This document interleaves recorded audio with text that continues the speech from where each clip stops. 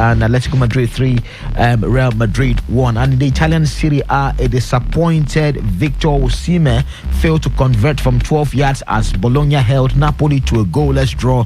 And when he was subbed off, he had an altercation with his coach, the man who stood on the touchline, and it wasn't a happy ending for Victor Osimhen's Napoli, who have failed to win in their last 2 matches.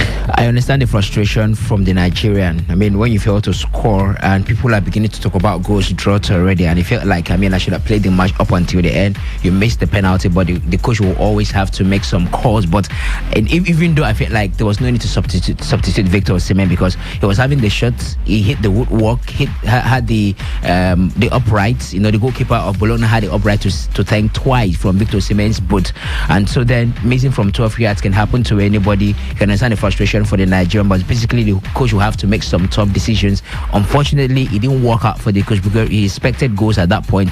Probably somebody come from the bench and such things from different angles, but it didn't basically work out. I want to believe they will sort themselves out, and for a player who wants to score at every match, you can understand where the frustration is coming from.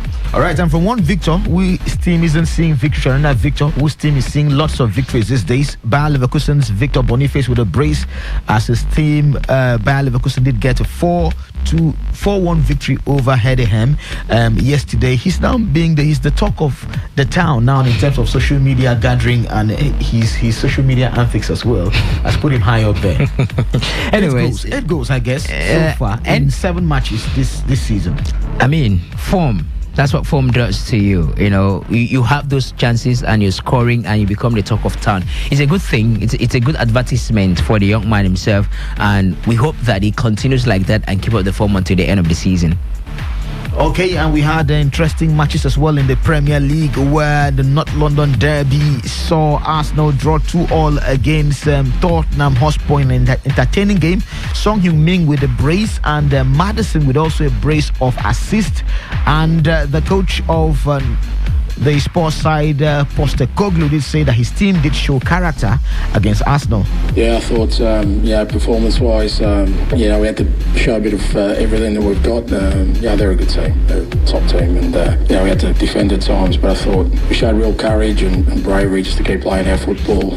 We certainly, pressed aggressively, and, I thought we were a bit unfortunate with both of the goals, an own goal and the penalty, but, again, great character to come from behind in a difficult place twice.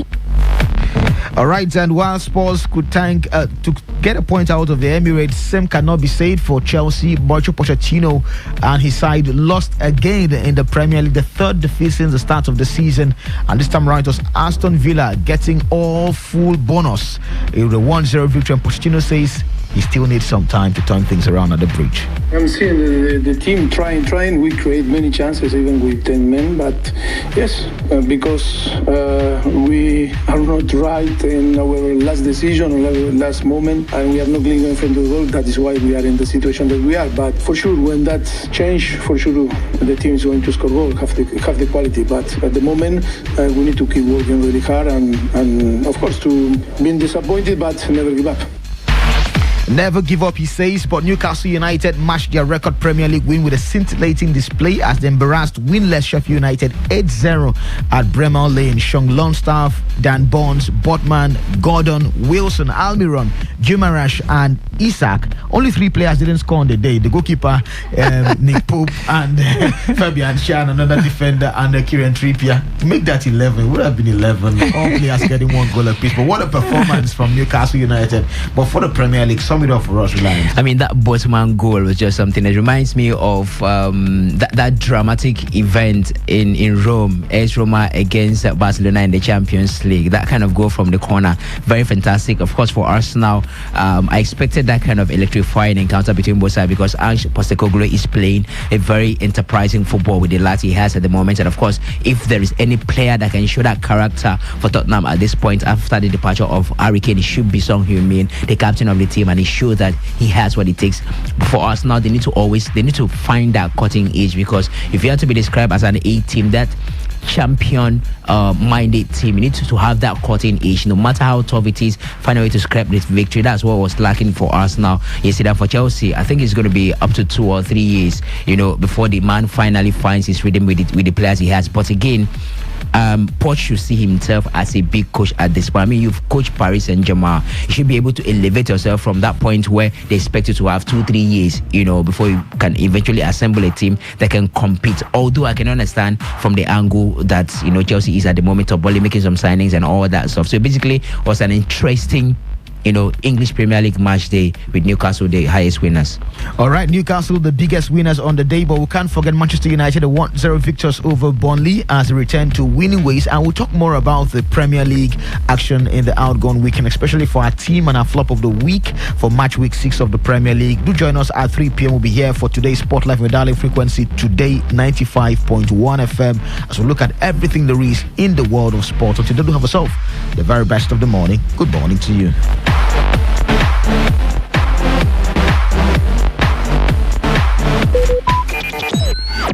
Talk radio. I listen to a lot of talk radio. 95.1 FM. This is Today 95.1 FM. To copy this tune, press 9. This is Today 95.1 FM. For current news and information, press 5. They are politicians, all of them. They know what they do. So they know how they attack each other. To stay connected all day, press 1. The person who raised the alarm is the one who made the public know about. Good afternoon and welcome to the World News on your Premium Talk Radio station. We are your Premium Talk Radio station. Today 95.1 FM, the station with a unique dial.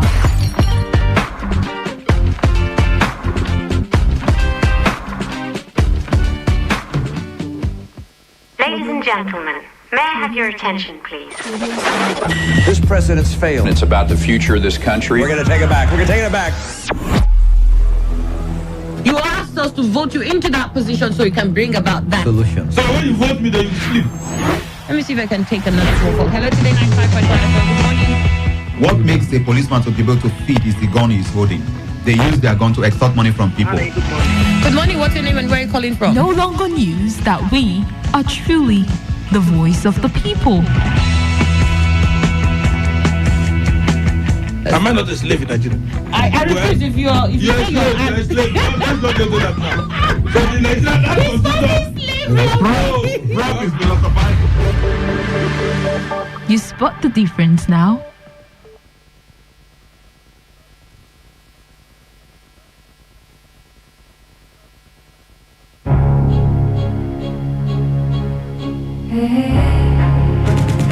You know what? Put that down now. I go match and down. Oh yeah, give me that thing. Come on, give me the phone. Give me that thing. Oh yeah, shoot the police. They go over. Insecurity has become a common factor in our general language within the Nigerian space, no doubt. Not only has it become a threat, it has begun taking diverse dimension we cannot ignore. A solution we seek. A desire to stop the trend is imminent. Wait up, 2 seconds. God, hey, Jesus. Straight bullet, though, what kind of country is this? Hey, boy, I just said to go and buy something. What kind of thing is straight bullet from where? I'm finished, though. Directly or indirectly, we all have lost people, friends, family, or acquaintances as a result of insecurity. But is security only the job of the government? No. Security is not one man's job alone.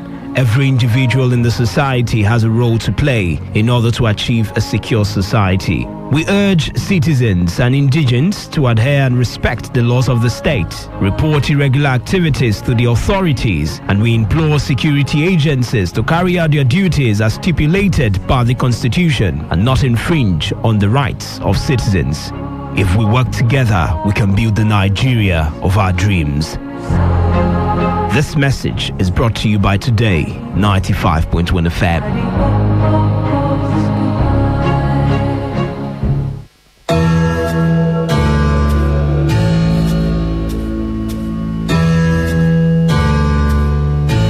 Every day, we hear reports about counterfeit products, stories of fake drugs, foods, expired goods and other consumables being manufactured, imported and sold to unsuspecting members of the public.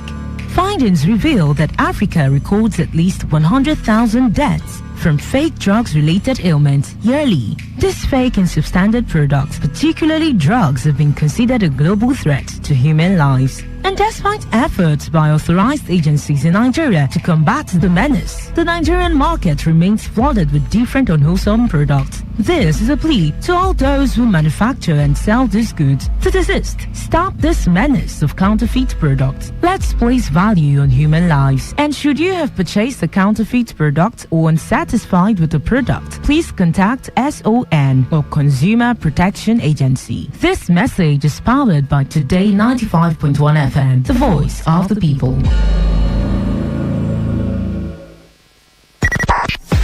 95.1 FM, voice of the people. And we're back.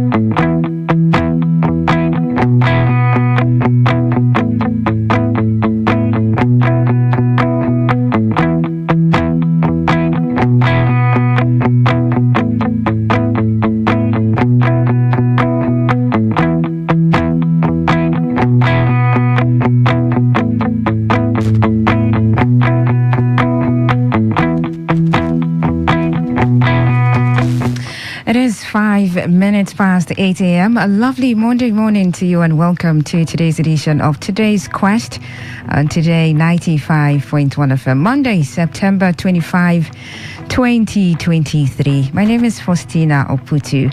Don't worry, Kelly's going to be here on Wednesday. All right. I'm going to be here from now till a few minutes to 12 when we would, pack our bags and make way for the world news at noon. But in the meantime, we'll take a look at, headlines trending in some of our national dailies and see how we can, analyze, look at the issues in the polity. All right, all for development.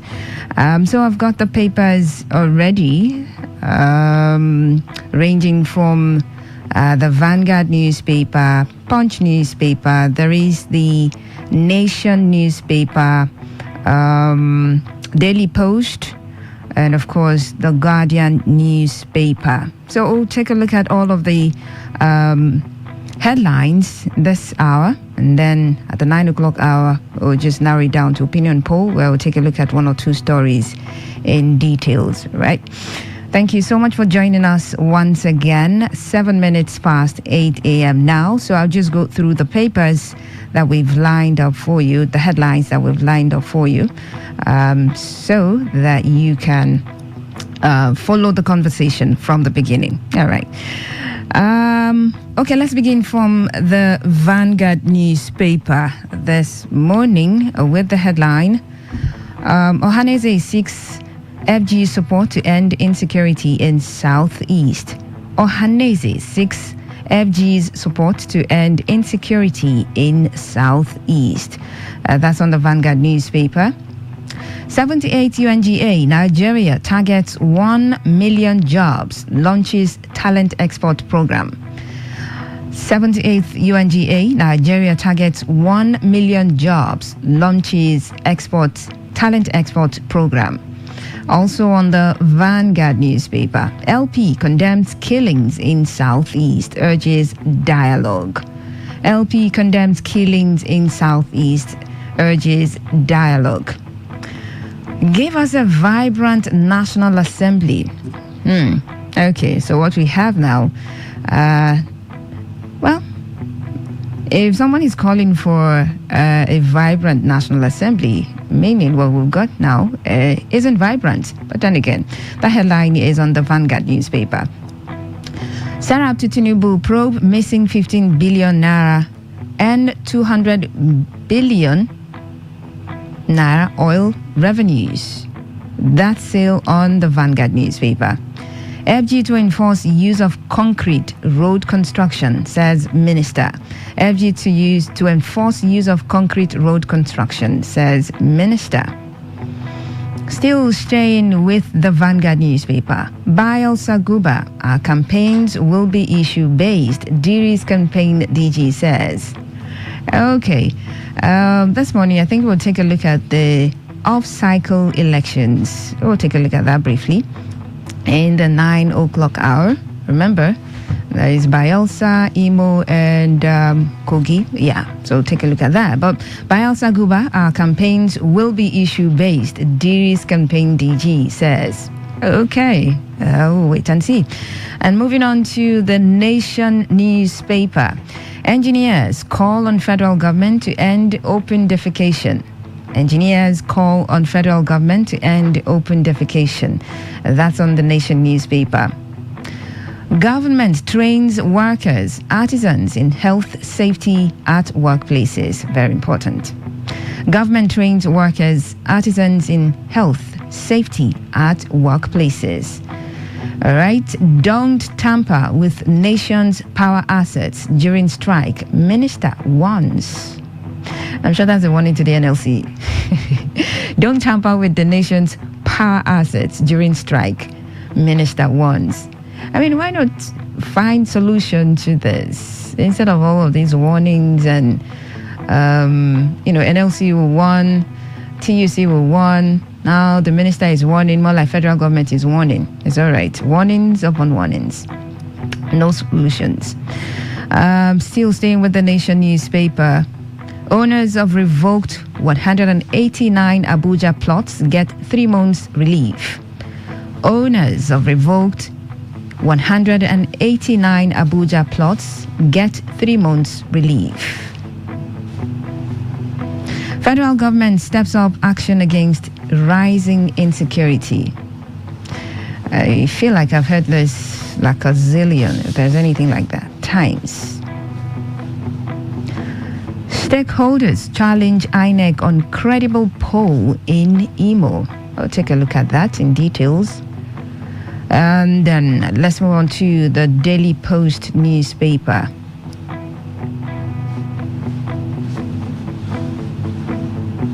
Fuel subsidy, minimum wage, top 7 issues as National Assembly resumes.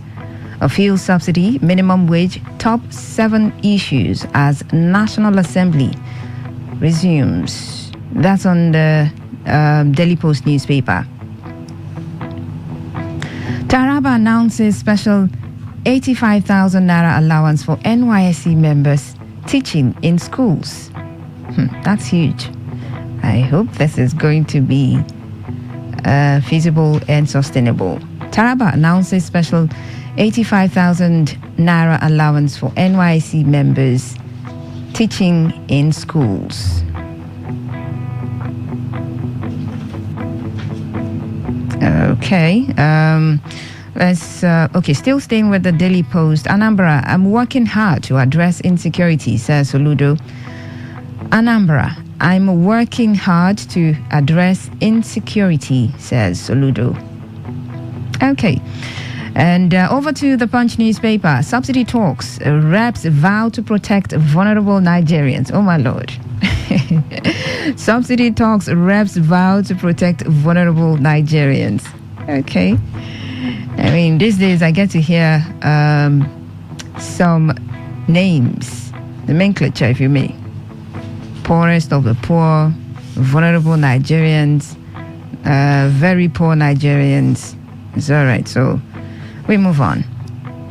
40 million Nigerian children from poor families, says World Bank. 40 million Nigerian children from poor families, says the World Bank. External debt rises to 13 trillion naira over naira depreciation. Okay, that's on the Punch newspaper. And finally, let's move over to the Guardian newspaper. Give us new constitution, Afe Babalola tells Fagbemi. Okay, we'll look at the story on our opinion poll segment. If we need a new constitution, is Nigeria due for a new constitution? Will the new constitution be the saving grace? Like it's going to make all our problems disappear? We'll find out. And lastly, FG to tackle identity theft, strengthen international passport. FG to tackle identity theft, strengthen international passport. Okay, that's the final headline that we've got here. All right, so I'm not alone in the studio. I've got Mr. Emmanuel Ndukwe. Mr. Emmanuel, good morning. Good morning, Faustina. Good morning, you had a Nigeria. great weekend. Well, great, like you said. It was indeed, and I think I enjoyed it. I hope you did too. I didn't. Oh, you didn't? No, I didn't. Because you had to come down here. Not that. I had to deal with a whole lot of issues. Well, all the same, at least I'm seeing you here. Yes. We thank God for that. Yeah, exactly. That's the most important thing, life. All right, so let's look at some of the stories here. I mean, a whole lot of them. Promises some are warnings. But then again, let's see now. Today I won't begin from the beginning. Just go down somewhere and take a look at some stories. Okay, where do I begin now? Let's see. Let me begin from the Daily Post. Oh yes, let me begin from the Daily Post newspaper. This headline about Taraba announcing special 85,000 naira allowance for NYSC members teaching in schools. When I saw the headline, I began to wonder. Okay, Daily Post newspaper. Taraba announces special 85,000 naira allowance for NYSC members teaching in schools. So the government of Taraba State has announced its decision to pay a one-time 50,000 naira medical allowance, a 25,000 naira accommodation allowance per term, and a monthly 10,000 to members of the National Youth Service Corps in the state. Now, the Taraba Commissioner for Information and Orientation, Zainab Usman, disclosed this development in a statement on Sunday. She explained that the 50,000 naira medical allowance would be paid to NYSC members posted to schools.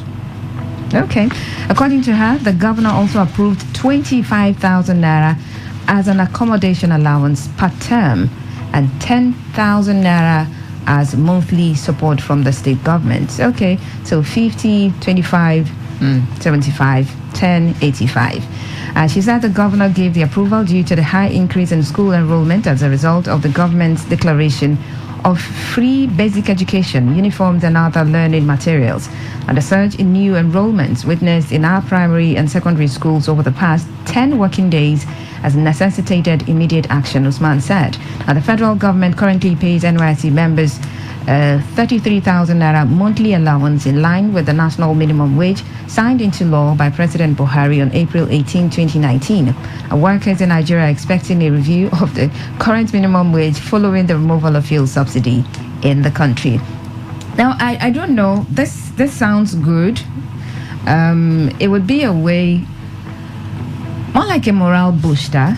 It would, rural communities, teachers are lacking. So this will be more like an incentive. But my worry is, the sustainability of this particular payment. I mean, you're going to pay it this time and then subsequently. And I know of some states governors that are struggling to pay minimum wage, heavily indebted, local and foreign debts, they're indebted. And so Taraba State government coming up with this payment, 85,000 naira, everything put together. I don't know if you have the concerns that I have. Emmanuel Ndukwe.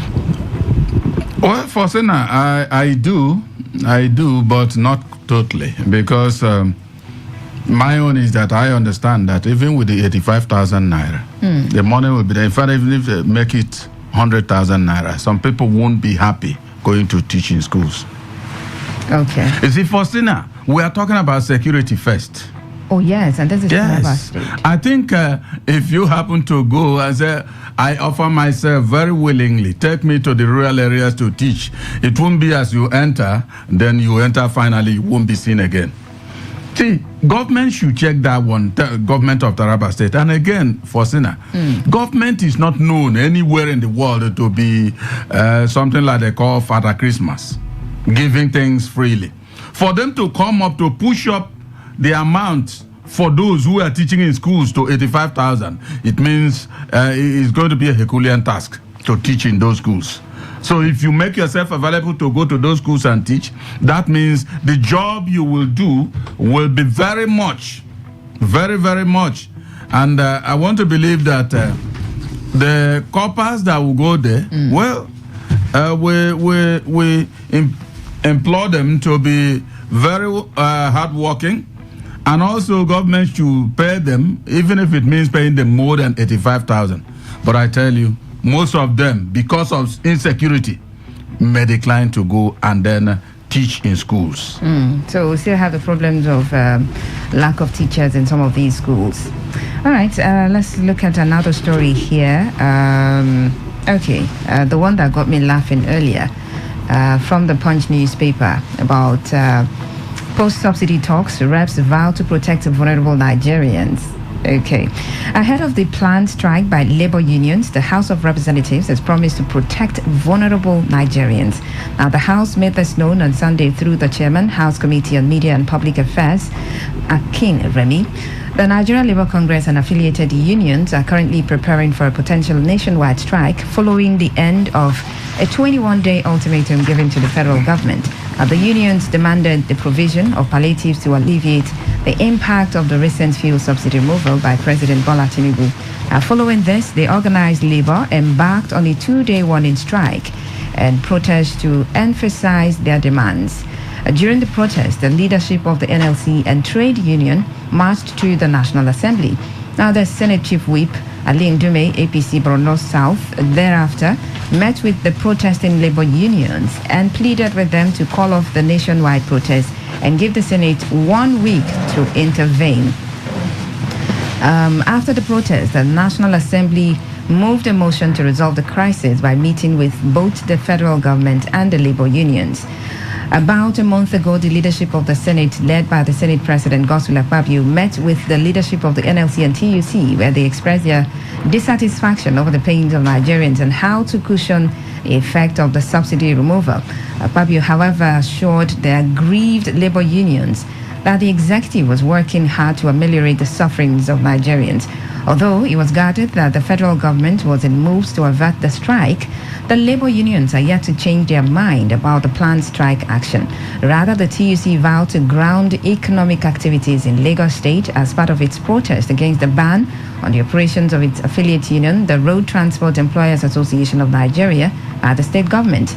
It also directed its members to mobilize for a 1-day protest on Monday in preparation for the withdrawal of service. Now, responding to the scheduled Monday strike, Rotimi said the House of Representatives would continue to protect vulnerable Nigerians as it continues to engage with both the organized labor unions and the federal government. Okay, I know we talked about this labor strike because I think they are going to be having a meeting tomorrow, next meeting, and based on the outcome of the meeting, we'll know exactly where we're headed for, a nationwide strike or not. But the federal government is coming to say, we are going to protect vulnerable Nigerians. Now, between the labor unions and the federal government, I don't even know who is protecting vulnerable Nigerians. Is it the federal government waiting for probably labor to meet first? And then I also read somewhere that the minister, one of the ministers said, when they called him about meeting labor before tomorrow, he said he was airbound to London. It's all right. So I really don't know who is protecting vulnerable Nigerian between the federal government and the labor unions. Mr. Malolundukri. Who are the vulnerable Nigerians to start with? Oh, well. Is there anybody? It's a very few that are not vulnerable now. And so it should be Nigerians. Of course. Because the qualification vulnerable, I think, when something becomes so with so many persons, mentioning it as maybe target area is something that you are just saying. There may not be the truth about it. But I tell you, federal government is coming out to say they are struggling to make sure that they are protecting vulnerable Nigerians, or Nigerians, whichever way you look at it. And then labor union is coming to say we are fighting for Nigerians and, of course, our members. Exactly. I tell you, Faustina, just as you were guessing, your guess is as good as mine. I don't know who is actually protecting Nigerians. I don't know. But all I know is that I've heard all they said. If you check the way labor unions have been doing in Nigeria, especially the Yuba Waba-led labor union that left before Joe Ajero stepped in, I have never seen. There were just labor unions in them. No actions, nothing. They did not even say, no, we don't agree to this and that. If they ever come out and say that, the next day you say the strike is called off and all that. So for me, I think both the labor unions and federal governments, I don't think any of them is protecting Nigerians. Oh, wow. I don't think so. That's shocking, really. All right, we also have in the studio this Monday morning Wadi Chiminim Esquire, the legal advisor, Pandef, Obiakbo chapter, and a voice for Kinigo clan of people of Apara Kingdom. Good morning, good to see you. Thank you, Faustina. It's been a long time. Good morning, Rivers people. Good morning, my co-panelists. I salute you, and I'm grateful to God for us to see a new day. Yeah, it's good to be grateful. Yes. All right, so concerning this headline here that says federal government is working to protect vulnerable Nigerians, and on the other hand, you have labor unions trying to fight for the rights of the members, and of course, in their quest to also, fight for Nigerians. I don't know if they're really fighting for Nigerians, but I'm wondering who is protecting Nigerians between the federal government and, of course, the labor unions. And your thoughts on this particular issue. Tomorrow they're going to be having a meeting, and we don't know. They might come out to say, well, we are going on the indefinite strike that we have planned.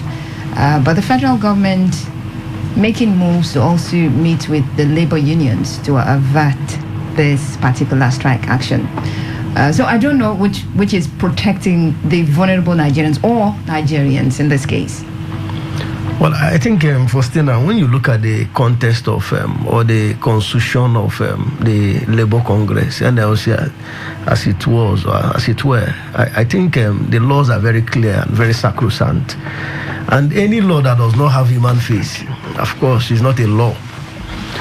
There are a lot of templates that enables the people or the citizens to, when cases like this comes in, they can leverage on those opportunities. And one of such opportunities is that you must allow the people to, you take an action, but in as much as you're taking an action, you must allow the government, there is a section for fair hearing. When you look at the actions of the NLC over the years, ranging from the Joajeru down to, Ayuba Waba, before he transferred to Joajeru and all the rest, we have seen, and here in the state, we saw the Beatrice Itubo-led administration, which was, precipitated by the actions of, at a point, she went and became a vanguard of one political party. So you can see over the years, they have got one interest or the other, and that is what is affecting the populace. If you look at the introduction of the poll tax in 1929, where about women riots, which became the vanguard of history, and up to today, people keep referring to it. That is their Luther spirit. Now, it was a force. That is what I would call the era of activism, where you see people fight for their right. We don't have such spirit now. And like I said, if you look at the context of the constitution of the NLC, of course, they have had a lot of discussions. They've equally sat with the government, and some of which, I think they equally have two units now, the NLC and the TUC. The TUC is even, not even agreeing with NLC from what we are seeing. They are both in disarray. Where there is a unifying force, of course, Nigerians will come together and see. But over the years, we are not seeing anything that is fruitful about this NLC. During the days of Adams Oshomole, we saw a very big force. Yeah. In fact, that one, it's just not echoes of trying to exercise the people, but there was imaginable kind of fight that is manifest, wherein the people were seeing result. It was result oriented. Oshimole had to break the wilderness, and up till today, that was what launched him to a greater height within the realms of politics. And when you see that same spirit, you won't, right now, if we really have it in NLC, we don't have it. What we are seeing is a huge compromise, exchange of envelope, brand envelope, going behind. And when you say you're fighting for Nigerians, who are the people that are vulnerable? Even the rich are vulnerable, because when you look at what is going on now, everybody is shouting, people are crying, within the political realms and outside the political realms. When you look at the economic index, things are falling abysmally. So if they are fighting for us, they should be able to allow it to have a human face. What are the things they are fighting for? It's becoming more of personal. They've had this meeting in Aso Rock where they saw Mr. President. Some of them began to laugh as if it was where they are doing preparing for Destiny Junior action. So we are all tired. What are the things that Nigerians are tired of waiting? It is no more becoming result oriented. It has not become a laughing stock. And for me, I look at it as a jamboree. Each time I see the bylines of newspapers, it's NLC, opting for strike, I say, what are the things that they are striking for? Because government has come out. We have the minister for labor state, the person of Iheji Ocha, the lady came out and Nkiruka Iheji Ocha and all the rest. We saw the meeting, what they were spitting out. So it means that if they even want to carry out these actions, of what are the templates? Are they fighting for Nigeria? We're even looking at PMS. Today, we are even the issue of subsidies. How do we even come out and compare the government? To be very difficult. Government has its strategy. It will be very enigmatic. Because one, government is telling you that when you look at the FS, the foreign market, things are rising on daily basis. And you can see the fall of Naira. The dollar is rising on daily basis. And you don't expect the commodities here in Nigeria to remain the same. Things will equally rise. What we are saying is that how do we cushion the effect? Because you don't tell government to remove or put subsidy. What are the things you're bringing on board? What we are seeing is that each time they sit down, of course, there's exchange envelope. I have been a member of part of the movement when they had their action here, strike in those days in Rivers State. My organization and all the rest, being a member of civil society group, we moved, and after some time we got to a place where we saw some commissioners, and then something came to our spirit. All of a sudden they said that we should dispatch. I said, what are we even striking for? After we have discovered that there is, they have came to placate most of the people, the leaders on top. So I said, what kind of fight now? If we are fighting for the welfare of the people, then we must bring out a template and say these are our terms. If it is 9, then we can go for plea bargain and say, look, we are bringing, government will say we are bringing this and let this one go. But this one is that they just say everybody should go home. So there was no hope, and I became hopeless. I said, what kind of movement is this? And that is what is going on virtually in all the states. So Kwame Nkrumah said, look, if you're fighting for the people, then it has to be holistic, and the people, it must have a face value. If you ask me whether or not there is something conceivable that the people can, there is a deficit of trust between the people and this NLC. People are tired. They should even convert it to a musical class. Because each time you see them on round table, nothing is going on. You talk about deficit of trust. I mean, some Nigerians, are not trusting even the federal government at this point. Of course, now. If you say some Nigerians, well, you're right. Yeah, I won't say all Nigerians. Because I trust federal government. Okay. This is a government that just came on board, and you don't expect them to perform miracle.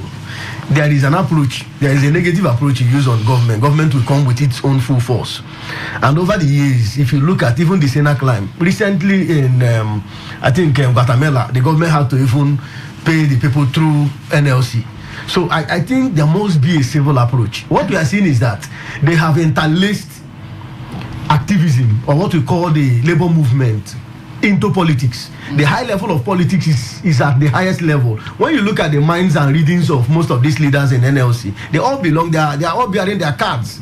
And so you can't take it away that there is a way they will move. The government will tag them that they want to topple the government, because the actions of the NLC and all the rest, some of them belong to a very strong political party and manifesting their attitude through that movement. It ought to be neutral. It ought to be a movement for Nigerian people, not for political movement. Okay. And because it has been interlaced with politics, government do no more see any kind of seriousness in them. Right. So for me, let them come out with their templates and be sincere with those templates. And I'm sure some Nigerians, not all of them, them. Some of us are out. We don't even want to listen to NLC because part of it is becoming a failed prophecy. Let them come out and tell the people what they are sincerely fighting about. Because as of now, I can tell you for Stena that they're not fighting for Nigerians. Okay, that's according to you. Anyway, we also have in the studio Asim Adams, Esquire, constitutional lawyer, rights activist, principal partner, Adams Laws Chamber, Port Harcourt. Good morning. Good to have you in the studio, sir. Yeah, good morning, Faustina. Very nice to have you back. Okay. Yes, such a wonderful I never time. left. Okay. I've been around, been listening to you. Okay, I know, but we've not seen, one-on-one, face-to-face. Okay. That's what I meant, yes. All right. Welcome. Welcome back. All right. Okay. Post-subsidy talks, reps vow to protect vulnerable Nigerians, and we're bringing the NLC into the mix. Between the NLC, the labor unions, and of course the federal government, who is really fighting for the vulnerable Nigerians? There is nobody fighting for the vulnerable Nigerians. We are on our own. We are on our own. In fact, I made an article and I said the Nigerians are the most endangered species of Homo sapiens in the world. I mean this and I'm saying this. A good example, quite recently, a young musician lost his life in controversial circumstances. Just like that. Now, you move around city of Nigeria, dead bodies everywhere, unaccounted for. You go out on the highways, bandits kidnap, the men kill. Quite recently, some girls again were abducted by people in Zamfara, as the case may be. Stray bullets, killing people up and down. Electrocution of people by PHCN, whatever. Nobody talks about it. Now, life has become very miserable for Nigerians. So there is nobody protecting us. Now, let me tell you, it will shock you to know that we are all miniature governments in our own various ways in Nigeria.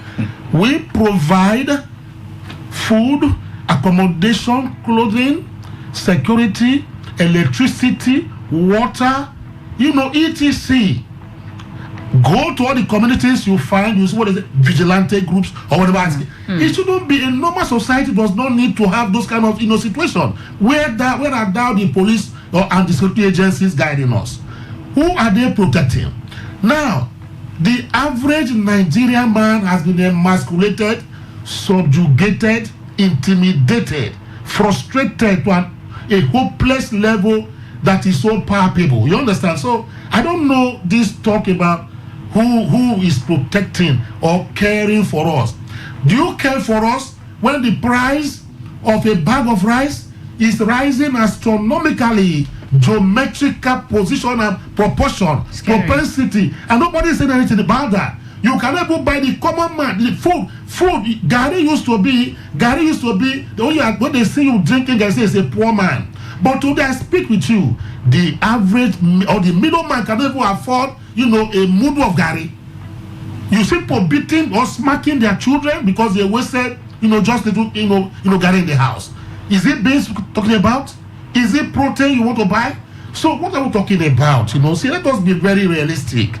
You understand? You see, these are adumbration by the National Assembly. These are sanctimonious platitudes. They are playing with Nigerians' lives.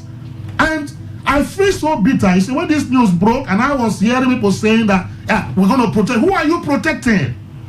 Who are you protecting? Whereas we have mass killing.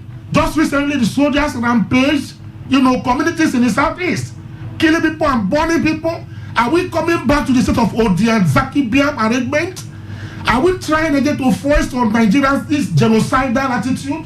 So what kind of a country is this? The country is snowballing, drifting towards down the abyss. That is, I feel so sad for Nigerians. It's not a good time for me to talk as a Nigerian. I have friends all over Africa and part of the other world. They ask me, even Nigerians who traveled out, they feel pity for us. They feel pity for us because the living here has become so lugubrious. It's so terrible that, let me tell you, let me just say the truth. We are all managing to survive. Nigerians are, people, with very stoic, disposition. Otherwise, the Serengeti is even better than what we are living right now. So it's a bad situation. In other words, the NLC isn't fighting to protect Nigerians. The federal government is not fighting to protect Nigerians. Nigerians are just on their own. I'm a student of political and political history of Nigeria, following the NLC Labour Congress. Let me start from the time of Michael Imodu. Let me even start from the time of the Aba Women's Riot down to Michael Imodu, etc., as the case may be. Then you now drift to Hassan Sumonu. There was a man who was NLC, president at that time in the 70s, 80s, Hassan Sumonu. You see, these are intellectuals. These are people who came out, dogged a fight for the masses. I know how they tackle military, administrations in Nigeria here. For a labor union to tackle the military, you know the risk that is involved. Now you not drift towards the time of the man they call Adams Oshomole, which is very recent in our memory. Yeah. You see what they did. Labor was very virile. Labor was, an entity that we all rode on and followed them.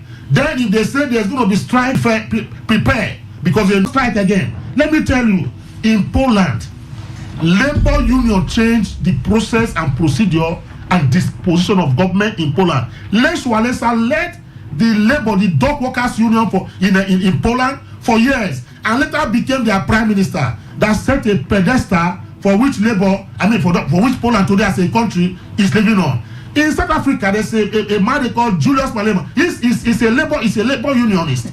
If these people come out, they come out with zeal and zest, to possess the atmosphere for the people. And the government is so scared of them that when Malema say we are going on or whatever, government will be to be on their toes, and they want to say and negotiate with them, as the case may be. So what are we talking about?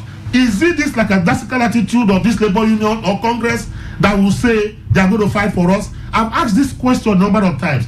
I said, Ajeru, Mr. Man, I don't know, you are from the electricity sector of the labor, whatever the case may be. What have you done? Throughout your period for about 2-3 years you've been on that scene, what have you done? What have you garnered that we say Nigerians will draw flags and give you some slacks? There is nothing to write home about. That is not the situation we find ourselves. So I don't know where they are getting all this or whatever. I'm not motivated by their strike. They just want to suffer Nigerians again. What I want to ask them to do is this.